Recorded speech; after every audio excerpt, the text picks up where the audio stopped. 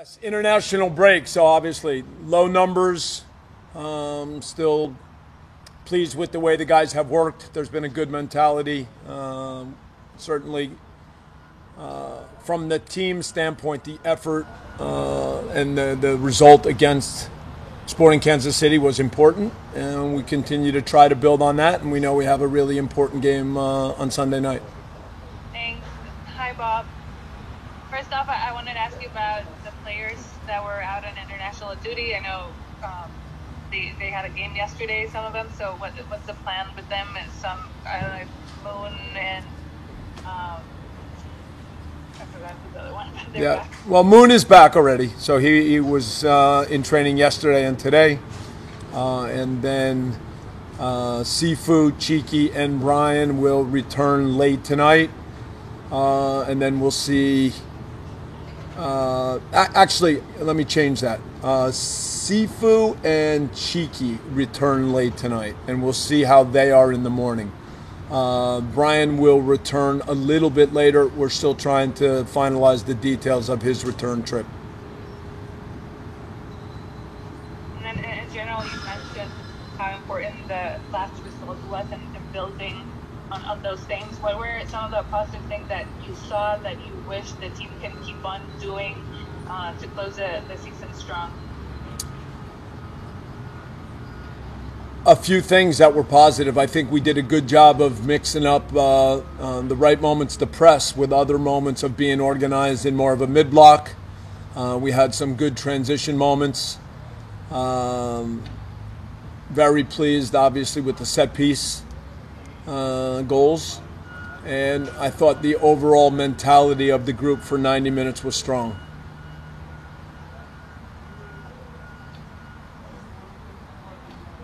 All right, thank you. Go ahead. Let's go next to Andy. Go ahead, Andy Diosa. Hey, Bob. How's it going? Good, thanks. Bob, just wanted a quick injury update, or if you have a timeline at all for Tristan and for Carlos Vela. Carlos, not in training. As I've mentioned a few times, we are trying to be very careful with everything with this quad. And I would say that it still will require some time. So it's not a day-to-day situation. It's more week-to-week. Tristan with the adductor, also not in training. We would be hopeful that he is perhaps ready in the next week to 10 days.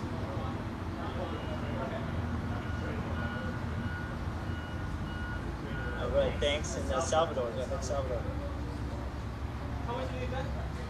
Thank you. Hi, Bob. How are you? Good, Salvador. Good. Nice to see you. Bob, we know all the results and all that happened with this LAFC, but just want to ask you, the international duty and all the time that you have with LAFC,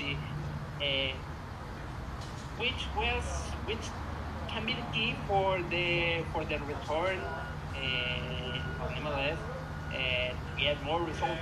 We know that happened in that match for LAFC. What can serve this international duty? Thank you.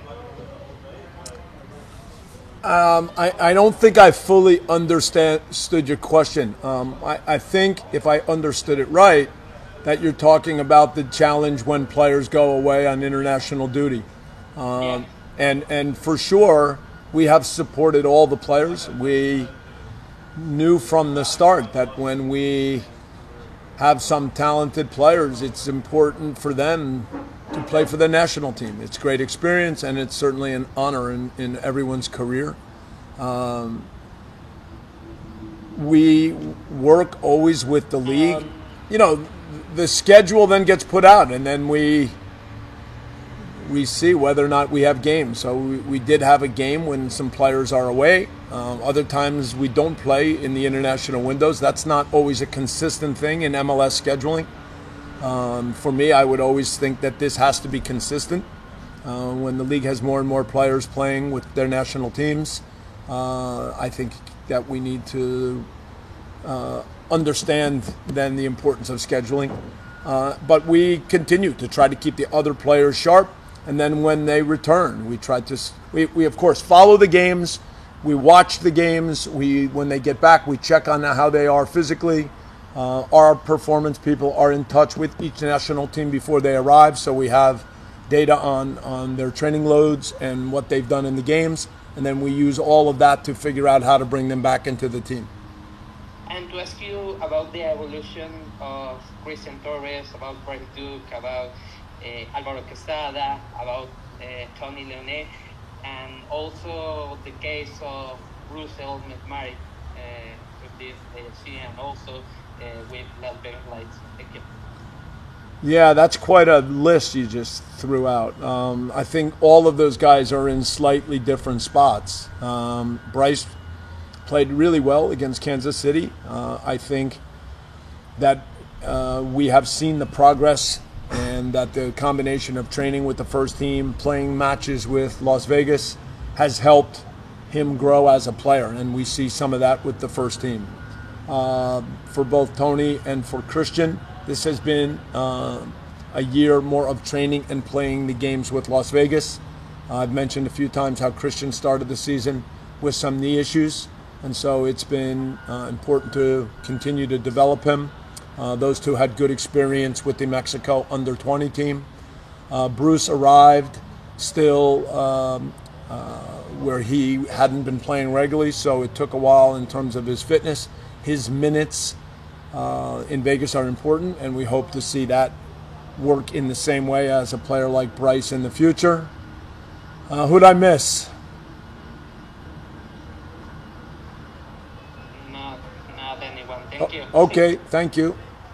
Hey Bob, I got two quick ones. It's first of all good to see you. Big game this weekend. You know, you guys going out against RSL. They currently sit in 7th. I know you know that, and obviously you guys are in 9th. How big is it for you guys to get a result against this team this Saturday or this Sunday? Yeah, from here on out, every game's big. I mean, when people talk about 6-point games, of course they mean games against teams in your conference where you're close in the standings, and it's not only the 3 points that you fight for, but it's making sure the other team doesn't take 3 points. So we'll have a number of those games, and RSL fits directly in that category. Bob, I know you're focused on the season and what's going on, but it's been reported that you're in a contract year. This may be a rhetorical question, but would you like to come back and coach LAFC next year? I'm concentrated only on every day in training, every game. That's it. At the end, it's always the same in football when you're a manager. At the end of every season, there's discussions. So whether you're out of contract or not, you get to the end of the season and everybody looks at each other and looks at the project and has discussions, and things go from there. So there's no time for any of that while the season's going on, and we have a lot always this. If I look at everything that's gone on, really since the Lyon game at home, it's been so much work to try to keep everybody engaged, players, staff, making sure that as we went through periods, individual training, small group training, MLS is back, Champions League, so much of what's gone on this year. We've been challenged at times where we've not had consistent lineups. The ability to make sure everybody shows up every day, excited, trying to get better, understanding what we're trying to do as a team. That's the work every day, and I never ever get away from that. I appreciate the responsibility that I have to make sure that everybody stays on board and that guys are excited about the football every day in training, trying to understand a little bit better how they can improve. So that's the focus every single day. With what kind of message do you give the guys that get to play because of the essence of the players on international window? They respond pretty well on Friday. So what kind of approach do you give to them when they have the opportunity to play when they don't do that very often? Yeah, there's all different cases, but when you prepare a team and guys know that there are going to be opportunities, and you work hard so they're ready for the moment. It's always a good thing, and when guys play well. So certain guys stepped up in the last game. I think we saw good performances. I mentioned Bryce. I thought it was an improved game from Pancho. Raheem gave us good, strong effort. I was very happy with Latif playing on the right side. So for me, there are things like that you see. Sebastian Ibiaga gives us a really solid game on the right side of three in the back.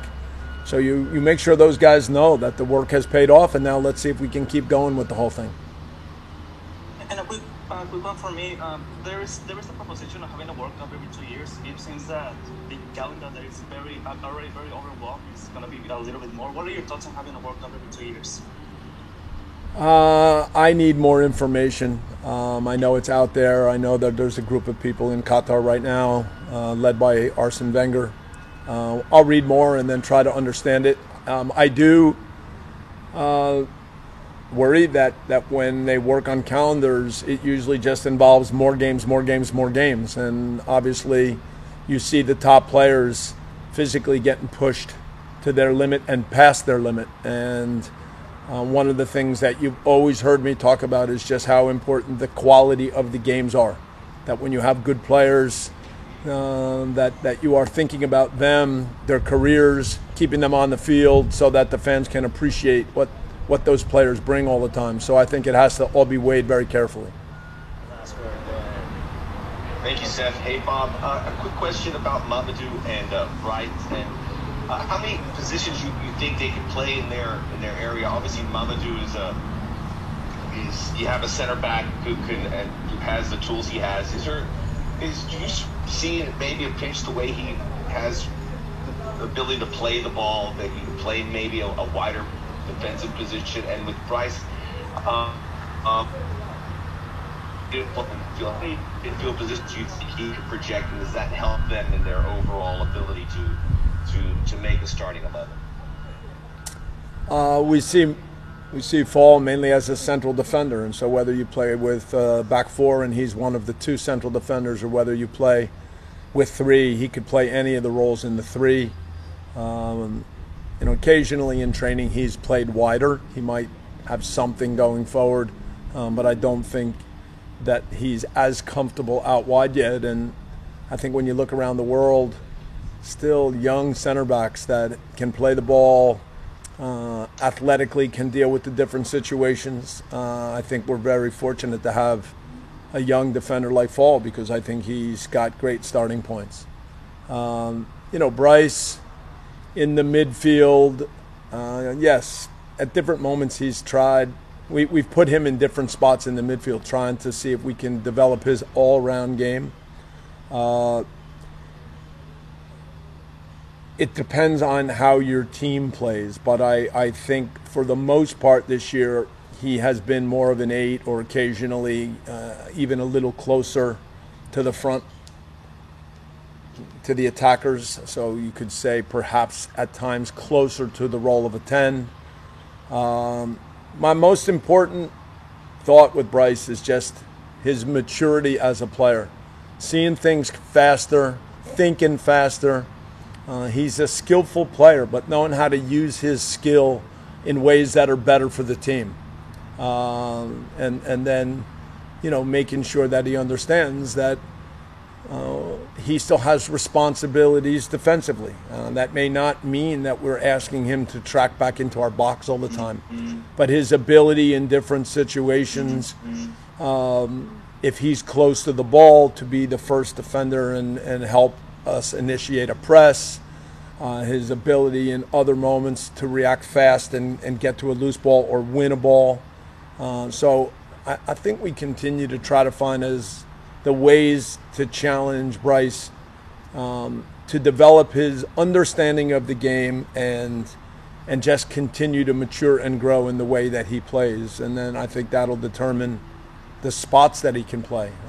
He's not anywhere near the kind of player that, say, Kimmich is for Bayern Munich, but there's an example of a young player that with different coaches has played different roles.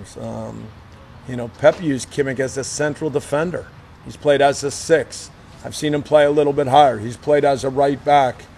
And anybody who's been around him talks about his understanding of the game, how smart he is.